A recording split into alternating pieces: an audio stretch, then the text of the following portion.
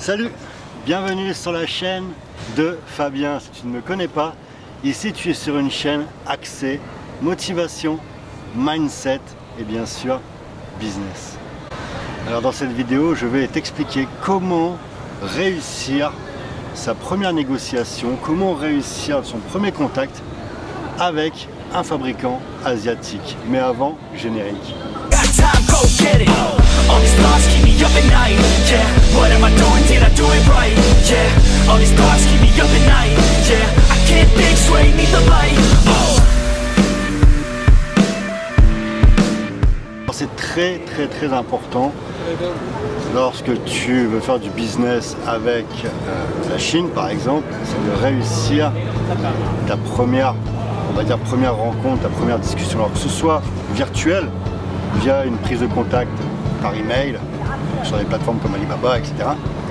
Ou sur des visites, voilà, si tu te rends en Chine, que tu vas visiter un fabricant, que ce soit à l'usine directement ou sur la foire. Là, nous sommes à Canton, c'est actuellement la période de la foire de Canton, il y a un maximum de vidéos qui vont être tournées sur le sujet, donc n'hésite pas à visiter la chaîne si tu t'intéresses.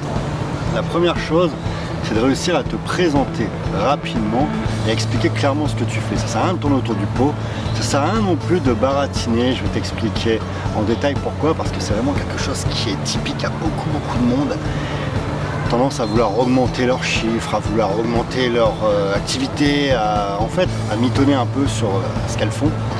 Et en fait ça apporte préjudice sur beaucoup de choses. Je vais t'expliquer pourquoi dans cette vidéo.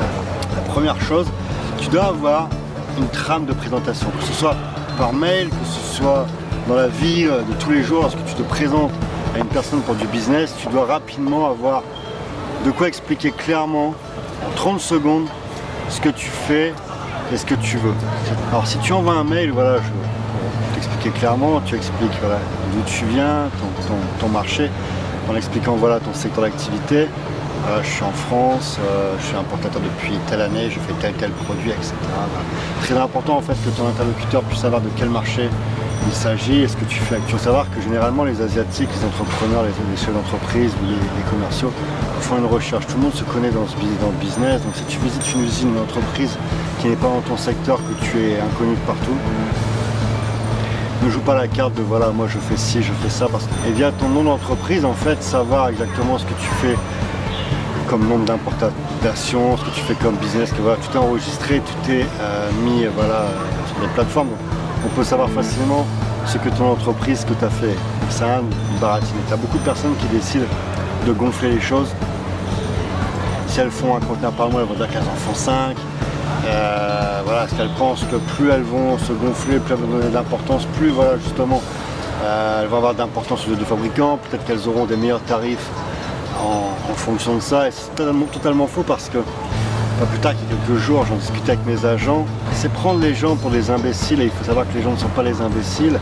Ils savent très bien si tu dis vrai, ils savent très bien si tu mens. Donc en fait, si tu vas baratiner, dès ce moment en fait, tu vas être catalogué comme quelqu'un qui n'est pas crédible, comme quelqu'un qui en rajoute, comme quelqu'un qui ment, et c'est très mauvais dans une négociation, dans une relation avec le fabricant. Si tu arrives dans un secteur d'activité que tu n'es pas de secteur d'activité, tu dis tout simplement que voilà, tu viens prendre des informations, tu es intéressé, peut-être intéressé pour passer commande, si les tarifs sont intéressants, tu connais un peu le secteur, tu sais qu'il y a un marché dans ton pays ou dans lequel tu travailles, mais avant tout, voilà, tu aimerais connaître les tarifs, tu aimerais savoir un peu ce que l'entreprise peut t'apporter en termes de soutien pour améliorer ce business, pour développer ce business, pour créer ce business simplement. Joue la carte de l'honnêteté, c'est super important. Donc, tu dois avoir la possibilité rapidement de te présenter. Tu dois avoir une infomerciale qui doit toujours être la même trame, que ce soit face à un interlocuteur ou par ton email, et surtout être transparent. Donner un exemple, lorsque je me présentais avec mon activité d'import-export, ça allait très vite. Bonjour à tous, je me présente Fabien Dessin, je suis importateur dans le milieu de la moto, des quads, des scooters. Mon métier principal c'est l'importation, mais je distribue et je vends via 3 canaux. La vente sur internet, la vente chez les professionnels revendeurs et la vente dans mon magasin. Si vous êtes intéressé à faire du business dans l'import-export ou à développer ce business, je vous propose de mettre mon savoir-faire à votre service. N'hésitez pas à prendre contact avec moi. Voilà, c'était très rapide, c'était comme ça, un peu de choses près. Si tu veux être crédible, tu dois réussir à convaincre ton interlocuteur. Si on te pose la question qu'est-ce que tu fais comme business, tu dois pas tourner autour du pot, tu dois être clair et net. Très important. Et là, le fait d'avoir une trame par mail, ça te permet en fait tout simplement de répéter la chose, de pas à chaque fois avoir à écrire.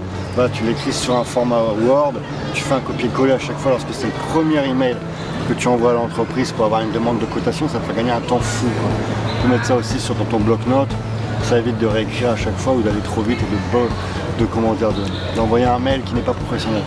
Encore une fois, c'est ton image, c'est ton sérieux que tu mets à chaque fois. En disant que le premier contact c'est le plus important, mais le premier mail aussi c'est super important. C'est ton image, c'est ton entreprise, c'est ton business, voilà. L'image que tu véhicules, ça va te suivre. On dit toujours que le premier rendez-vous c'est très important. Donc voilà, j'espère que cette vidéo t'aura servi. Si tu veux plus d'infos, tu commentes dans la vidéo. J'hésiterai pas à te répondre ou à te faire une vidéo sur le sujet. Je te souhaite une très belle réussite. N'oublie pas qu'avec Fabien Dessin, justement, ta réussite, tu la mérites. À bientôt.